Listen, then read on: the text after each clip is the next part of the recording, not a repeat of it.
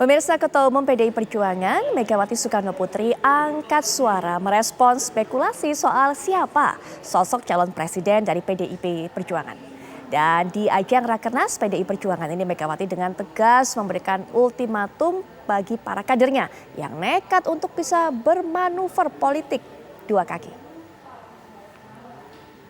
Dalam keputusan Kongres Partai, makanya banyak yang selalu mau memutarbalikkan, mau menggoreng-goreng. Mengapa PDI diam saja, tidak pernah mau mencalonkan seseorang, bla bla bla bla bla bla. Kalian siapa yang membuat manuver keluar? Karena apa? Tidak ada di dalam PDI Perjuangan itu yang namanya main dua kaki, main tiga kaki, melakukan manuver.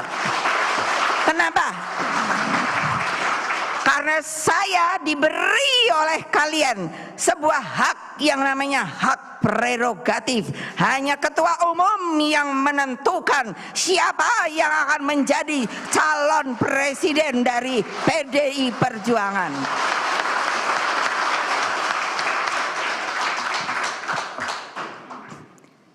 Ingat loh, lebih baik keluar deh. Lebih baik keluar deh daripada saya pecati loh kamu. Saya pecati loh. Biar aja ini kan dikasih hasil ini terbuka Bu.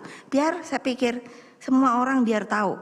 Inilah organisasi dari sebuah partai yang namanya Partai Demokrasi Indonesia Perjuangan yang mengikuti aturan partainya dan solid bersama dengan rakyat.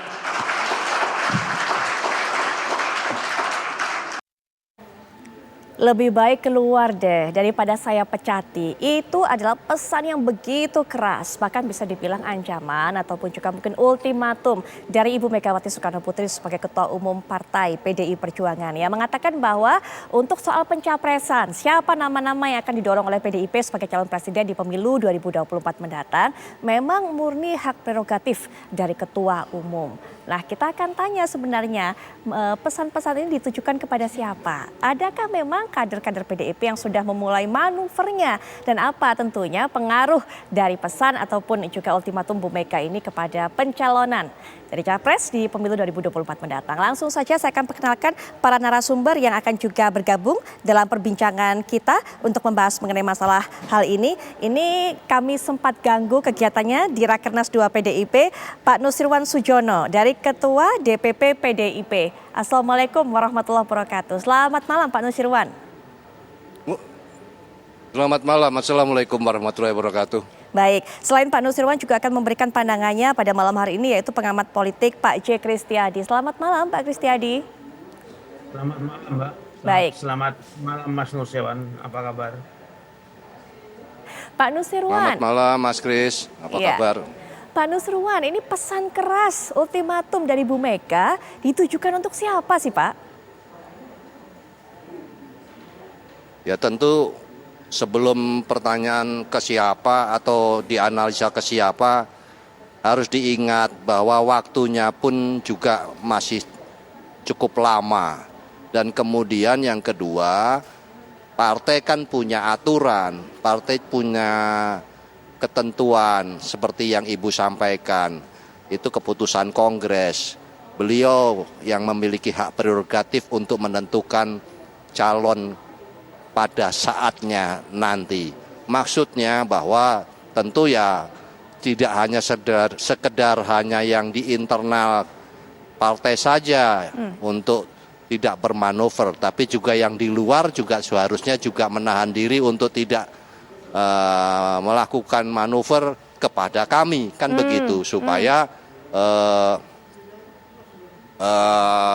ketentuan tersebut ya bisa dilaksanakan sesuai dengan aturan yang ada di partai gitu. Baik, jadi pesan keras ini bukan hanya ditujukan untuk kader dari dalam sendiri atau kader internal sendiri, tapi adalah pesan kepada parpol-parpol lain, jangan ganggu-ganggu deh kader-kader PDIP, begitu ya Pak?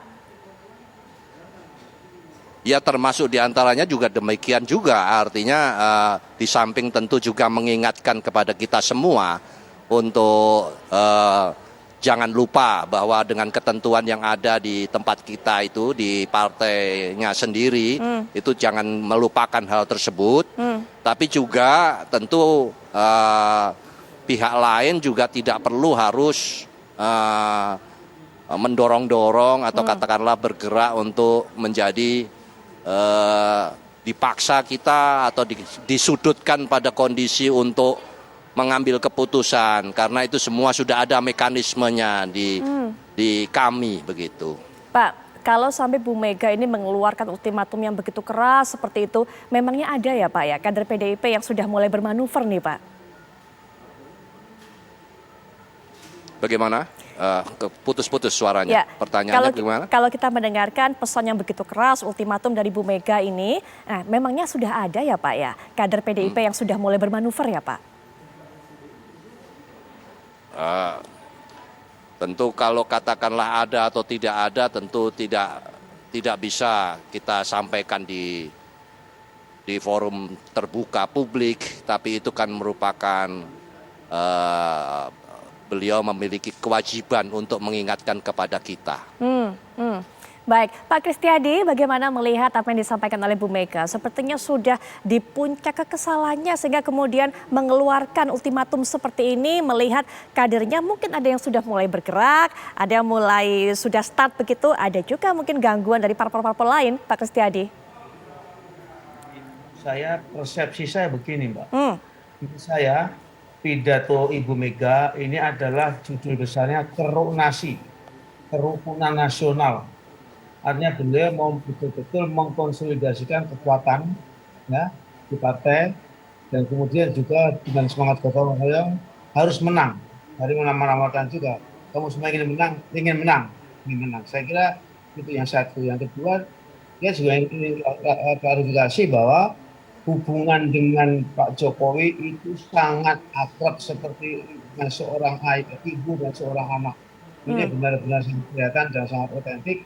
Baik itu pada pertemuan di istana, pertemuan di Masjid Taufik Kemas, dan dalam pertemuan tadi saya kira juga Pak Jokowi tahu betul bahwa beliau anak yang muda, meskipun presiden selalu sikapnya sangat santun, sebagaimana sikap seorang anak dan lain sebagainya. Nah, mengenai spekulasi mengenai soal manuver-manuver ini memang semua kader partai semua bermanuver semua. Untuk apa?